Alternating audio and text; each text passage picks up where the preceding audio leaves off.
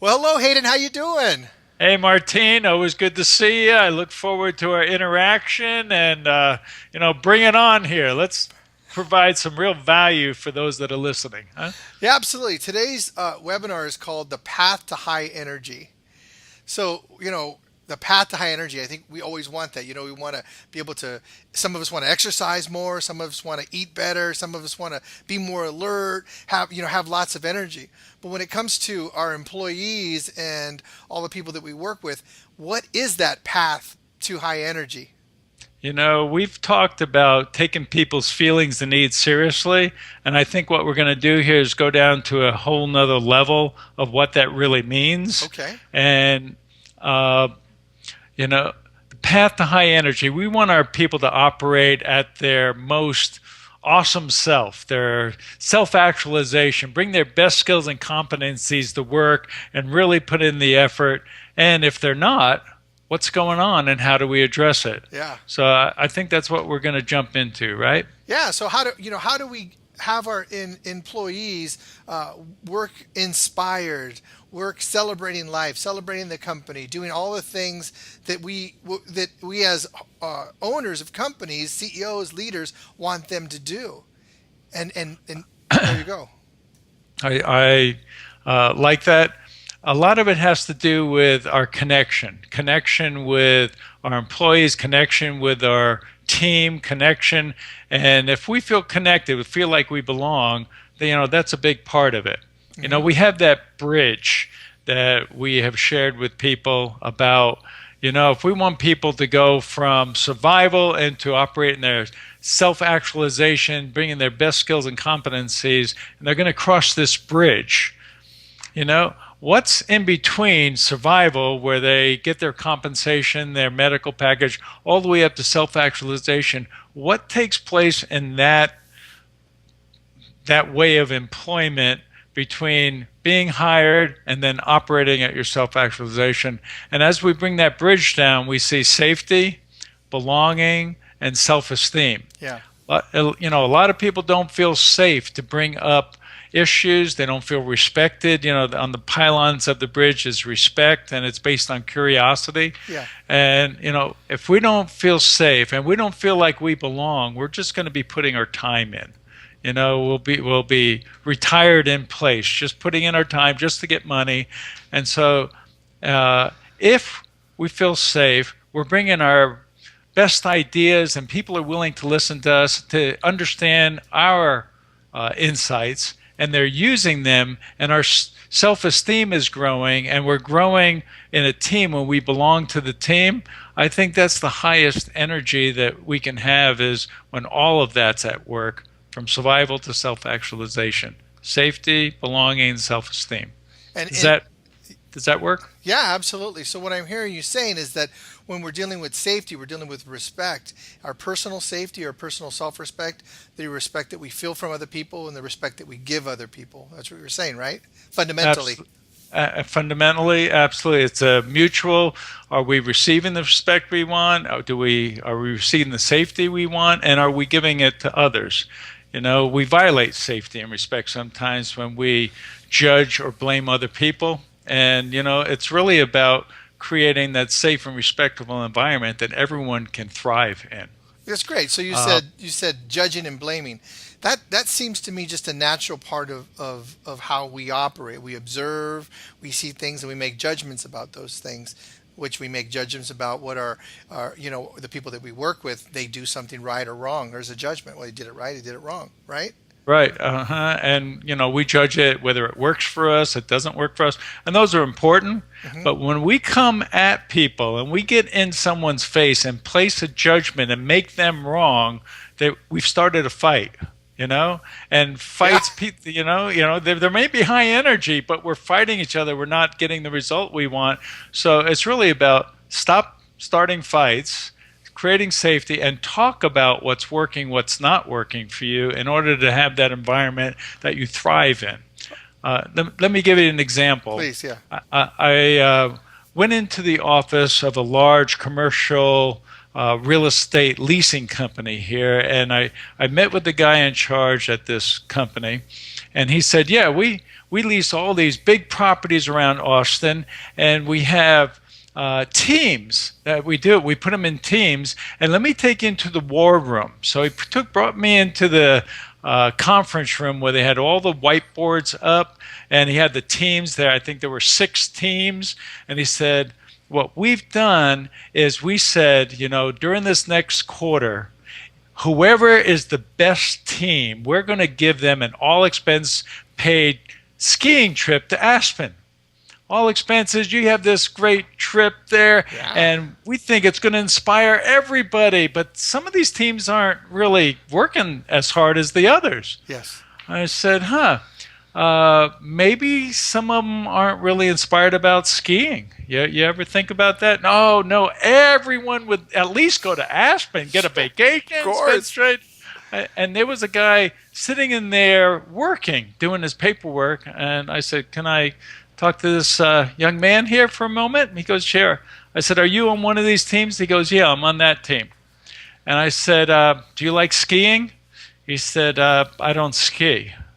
I said, so what's important to you? He goes, my wife just had a baby.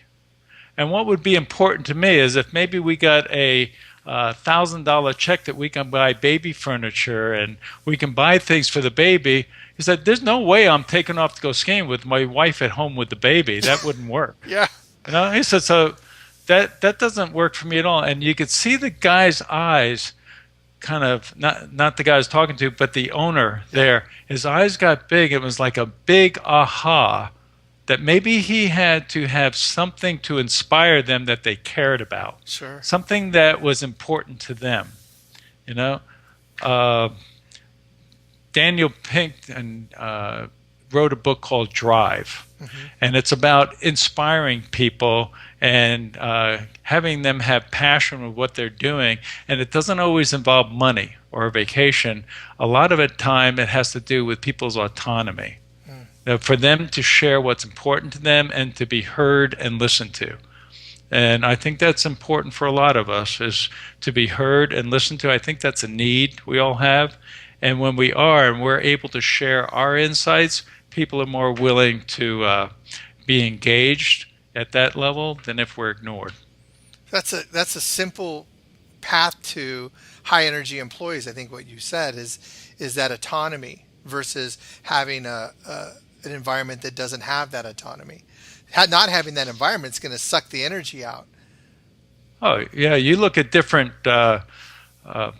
companies out there. You have Apple. Man, they just learn new things. And, we talked about the lost decade of Microsoft a couple of webinars back, how they didn't have that environment of safety and respect, and there was violation. Competition, and they lost all that. Billions of dollars because of that.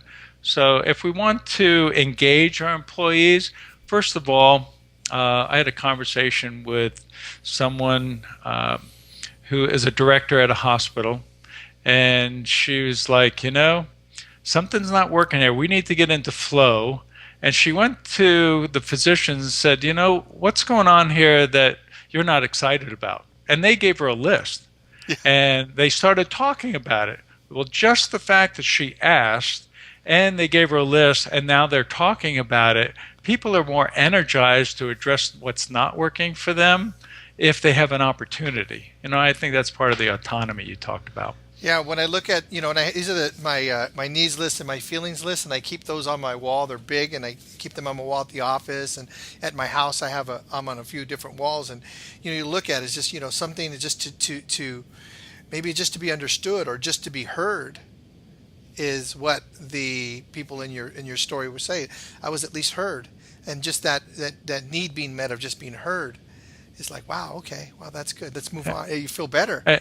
At least they asked me. Yeah. And they listened to me when I said it, and they took it seriously. Sure. They took my feelings and needs seriously by asking, addressing it, coming up with a list, having conversations, getting the right people together. There's more energy there than if we're ignored. It's like that. There's a video that I saw this weekend on Facebook, and there was a gentleman. He was sitting down. He looked like a real tough guy, and he was sitting down on a bus, and a few people came on the bus, And he got up, and there was this older lady, and he gave her a seat, and she was just so happy. It's identifying those human things, It's and being human open, connection. human connections. Yeah, it's that connect when we're connected humanly with each other.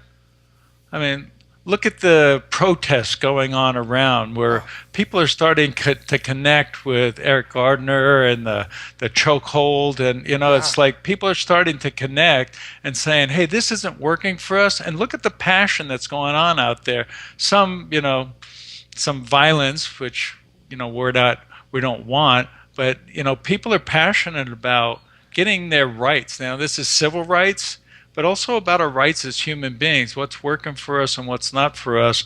And if we have a voice and people listen to us, that's what all these protests are about. Protests are about is being heard and being listened to and creating change. Yeah, I hear what you're saying. Is like what we've observed. I've observed this this way that people that I know get treated, and I have a need to be able to say something about that. I'm going to say something. I'm going to put it on a poster. I'm going to hold it up, and I'm going to say something. I don't like this, Uh and I huh. and I and that's how I get my acknowledgement. That's my need to be heard, or my need to say what I want to say. That's fundamental. That's a powerful thing to do. Yeah. And how many people are at work and they're told just do your job. We don't want to hear what you have to say. They're not their insights and awareness aren't being included, Yeah. and they don't have a way to contribute. And Hmm. contribution is a big need a lot of us have to Hmm. contribute, to have good relationships. And that's all part of high energy is connecting with the others, contributing to others, and making something better. Well, Most of us want to make things better. you can picture an office meeting. You're at a board meeting, and a lot of times people don't raise their hand or don't speak up because they don't want to be shut down, or they have been shut down in the past. And then you then get in the elevator with them, or you walk out and they tell you this really great idea. You're like, why didn't you say that in there? That's a great idea. Yeah. That was the answer. And you think about how much money that costs companies in innovation and just productivity, and what the person that didn't raise their hand, how their department is affected because they didn't do that. And it's a simply not feeling safe or not feeling like they're going to get the respect.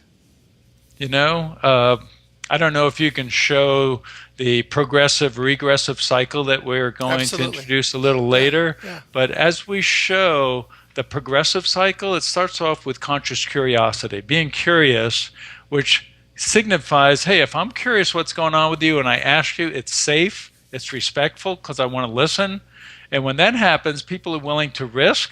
They're willing to speak up in a board meeting and say what's working, share their ideas. They're willing to risk. And when that happens, there's that creativity and innovation begins to flourish. And you have high morale. Yeah. But then you also have the regressive cycle, which starts off with reptilian reactions of fight, flight, and freeze, anger, judging each other, which violates safety and respect. And people begin to self protect and shut down. Hmm. And there's low morale. And low morale usually is low energy. Yeah. And, they're not dealing with the issues. And so for us, it's about creating that safety and respect so we can deal with the issues and create something that works for all of us. Absolutely. Absolutely. So you're shut down. You're not sharing what you want to share. You're not contributing, and that doesn't feel good. That's maybe fight, flight, or freeze. That's probably freeze. I'm in a frozen mode. I'm not going to say anything. Yep. Uh huh. Yeah. Yeah. And I think you said, and that doesn't feel good. It doesn't feel good. It doesn't. It doesn't feel good. If we let our feelings be that internal guidance system that says, hey, this doesn't feel good, that's a red flag to say, hey, maybe I better speak up. If that doesn't feel good, maybe I ought to say something here. But we keep those negative feelings inside and don't do anything about it. They're just messages to us that says, hey, speak up, do something about it, because if it doesn't feel good, probably doesn't feel good to other people too. Maybe we need to join together here. People talk about, I don't want to use feelings, but all we ever express is feelings and needs. I don't want to say that. I don't want to talk about that. That's I don't feel comfortable or I don't feel safe. That's what we're saying when we are expressing those feelings, even if we don't use feelings or emotional words. Absolutely. We're experiencing them even if we're not talking about them. I know you talk And about yum and those yuck. experience, huh? What You was talk that? about yum and yuck. You know. Yum and yuck. If we're experiencing yuck, we're going to go the other way. And if we're experiencing yuck, we need to step up and address whatever that yuck is in order to turn it into yum, Yeah. something that we really do like. And I think if we were to take back our personal power and go, this isn't working, I need to say something, and at least just taking that action to say something will probably get you more in touch with your passion. Someone once said the antidote to despair, action is the antidote to despair. Yeah. If you're despairing, take the message that these feelings are giving you and go, I don't feel comfortable about this. Well, take some action. Say something. Go meet with someone. Talk about it to create a different environment. Yeah. And that pill is curiosity. I'm hearing everything you're saying. I keep thinking about curiosity. Curiosity is the path to all those. Be willing to like wonder. I wonder if I you can say anything. Well, maybe I wonder if I said this idea. I wonder if that would make a difference. How can you You use know, Go ahead. I just spoke with someone this week who is the director of clinical services at a hospital.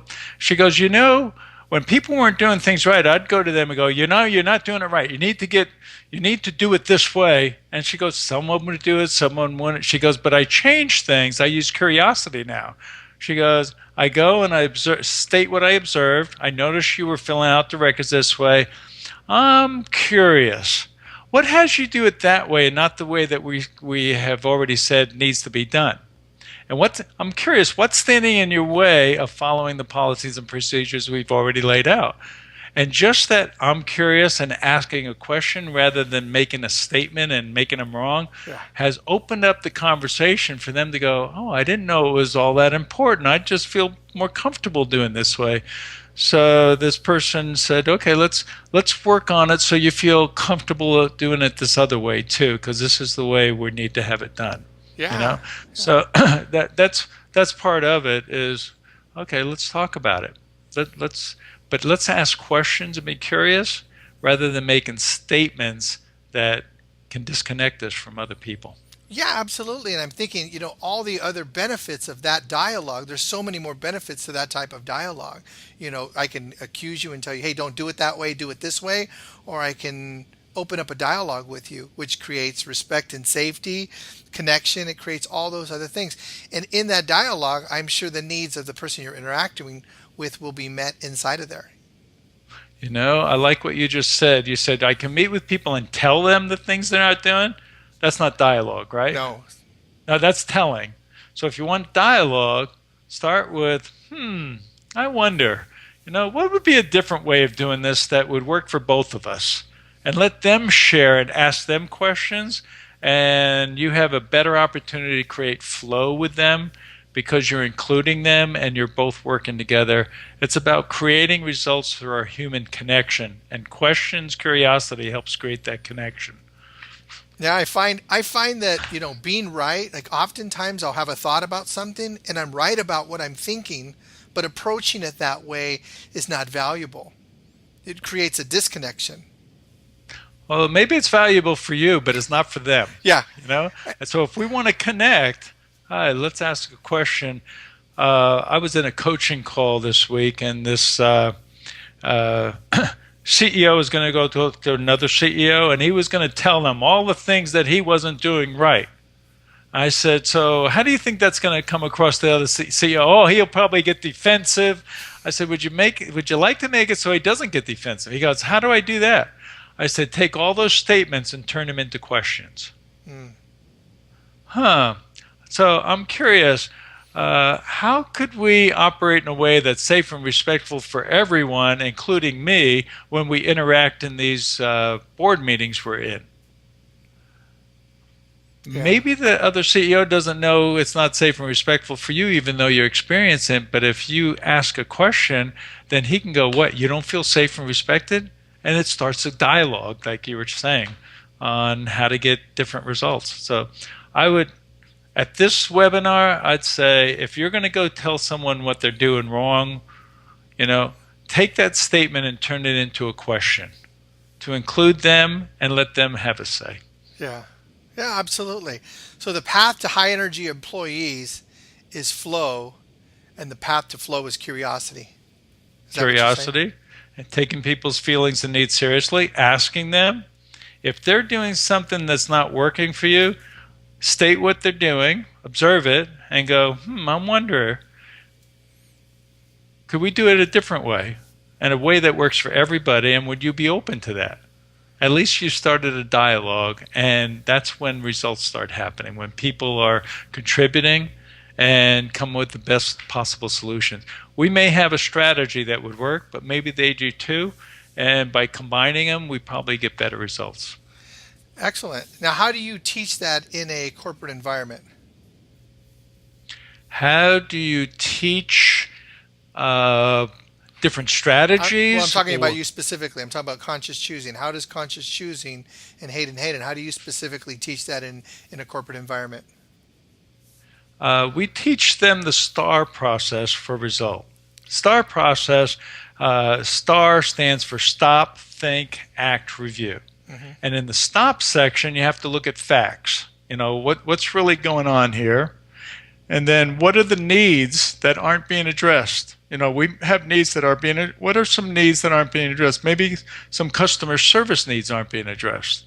And if we name the needs and then create a shared goal together in the stop section of the STAR process and go, okay, so we're all going to work on how to meet our customers' needs that we haven't been doing. Just that creating a shared goal brings everyone's thinking together. And then you move to the think part. What are some strategies that we could use to meet our customer needs that we're not doing now? And that's where the brainstorming starts happening. The challenge with working through this process is people haven't really learned how to brainstorm. They put others' ideas down, Yes. and that's not brainstorming. Brainstorming is come up with the stupidest, craziest ideas you have because they might lead to something that you had never thought about. But if you put people down, they don't feel safe and respected. Let it all fly in the brainstorming session, and then come to grips with what's going to be a feasible, real feasible way that this can happen, and then come to grips and agree on the strategy to use. So that's the way we teach it. We use the STAR process, and people can go to our website, and they can go to the documents to download, and there is the STAR process there. They can look at it, and it's a process used by high reliability organizations like atomic energy and the airline industry, and a lot of healthcare is now using it. So I'd encourage download the STAR process off our website. And what I like about what we teach at Conscious Tuesday is in the middle of that is the nucleus, which is the heart of flow, right? And Mm-hmm. that's the part that's always a part of the STAR process. It's always in the background of it. Yeah, there's two skills we use: the skill for connection, Hmm. which is the heart of flow, which is observations, feelings, needs, requests, and then the STAR process. And they come together so beautifully because they both address needs. You're identifying what's working, what's not working in the feeling section. And on our website, again, Yes. pointing to this, is the hourglass about our training. And it talks about what we train in the morning and afternoon, and it's the skill for connection in the morning, the STAR process in the afternoon, and it just shows how the hourglass, the sand sifting through an hourglass, how it all just flows together, and I think it's quite beautiful. Well, you I'd talk encourage people to take a look at it. absolutely. We're going to show you. We're going to put a link right here so you can see how to get to it. Uh-huh. So you talked about the service organization. So how do we come together for customer service? How about a company that has, let's say, maybe an industrial company that has employees inside that we want to address the needs of the employees to be able to come together using the STAR process? How does that work? Oh, so you're talking about like a manufacturing company Absolutely. in the warehouse and the needs, you know? I think that's part of uh, safety initiatives, Hmm. taking care of the needs of the people in the warehouse and in the production. It's their safety, but there's also different departments where they come together as teams, and there's a real belonging that happens there. And you can promote that or ignore it. But if you ignore it, it might happen organically. But if you want to promote it, you can uh, have the departments, safety, all addressed so that people get that they're being valued. Yeah. And there are some companies I work with, the different departments have social events, they have barbecues, they get together, and that connection and belonging, it's like people are really supporting each other now because they're more connected. Yeah. That's really great. Wow. How Yeah. about productivity? How does it work with productivity? Let's say an assembly line or something like that. People on something like that.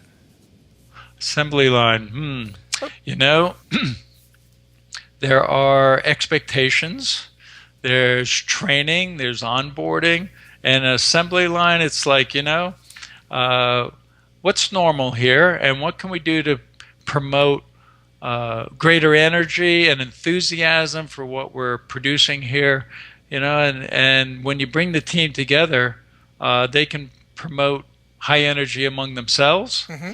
by talking about, what is it that we really want here. Um, Production line is one thing. There's a hospital where a doctor was not filling out the medical records, and it was taking him 5 times longer than any other physician. He wasn't being productive, and it was like, we need to talk about the time frames and what we're expecting here and whether it's going to work for both of us or not around the production level. So I think it happens on all areas. That's a physician. Yeah. And you're talking assembly line. I think it happens in every area of business. We either produce, we don't produce, and we probably ought to talk about it if it's not fitting in our expectations. And I appreciate what you're saying, and that's the one thing I found out about conscious choosing more than anything else is it applies to all that. It applies to the doctor, it applies to the nurse, it applies to the janitor, it applies to the person on the assembly line, it applies to how we interact with each other at work or away from work, how we interact with our family, with our kids, with our neighbors, everybody. It all includes feelings and needs. It's everywhere. Everywhere, you don't leave them at home. You take them with you wherever you go. I when the book was published, Conscious Choosing for Flow, Transforming Conflict into Creativity, I took a book and I went around our cul-de-sac where I live and I delivered a book to each of my neighbors. And I said, this is what we stand for, what I stand for. If I'm not operating this way, please tell me because I'm committed to. So you'll never hear from other people. If I don't like something, I'll come directly to you and talk to you. And all of them were very appreciative of that. And I have a wonderful relationship with all my neighbors. That's terrific. And that same thing can happen in a company. It can happen in a small little company, a small little leasing Absolutely. company, or a big manufacturing company. Yep, These absolutely. these open lines of communication, addressing the needs that people have, safety and respect, and their feelings that are connected to those. It's a wonderful way to wrap up this webinar here, just to bring it full circle. That's exactly what we're talking about, Martine. Wonderful, wonderful. Well, I really appreciate the conversation we had, the path to high energy employees, and I hope for all you out there that are paying attention and watching this webinar that you're enjoying it, you get some value. And Conscious Choosing for Flow, Transforming Conflict into Creativity. It's a great book. You can get it by going to our website, consciouschoosing.com, and there's a place that you can order the book. And bringing Conscious Choosing for conscious choosing for flow to your company is something we want to encourage you if you're thinking about maybe having a conversation with us. Is how can they get a hold of you, Hayden? You can always send an email to the company, info@consciouschoosing.com. You can, there's a phone number there you can call. You can send an email, you know. And we'll put, I'll put this on I'll put them on the video right here. Yeah, so you have all that. Okay. Yeah. And then there's Facebook and Twitter and all the other things of following us that, you're more aware of than I am. But, that's another way of staying connected with us. Absolutely. So I want to encourage you to connect with us on, Twitter. Our handle at Twitter is cchoosing, and our Facebook is Facebook/conscious choosing. So connect with us, ask us questions, engage with us. We're open. We'd love to talk to you about what's going on with your company. If you have any ideas, just anything, we're absolutely open to having a conversation with you. Yeah, that's that dialogue you talk about. If something's not working, let's have a dialogue and create something that does work. Absolutely. Thanks, Martine. I appreciate this time with you. Absolutely. Well, thank you, everybody. Thank you. Have a great afternoon. Bye-bye. Okay. Take care. Bye-bye.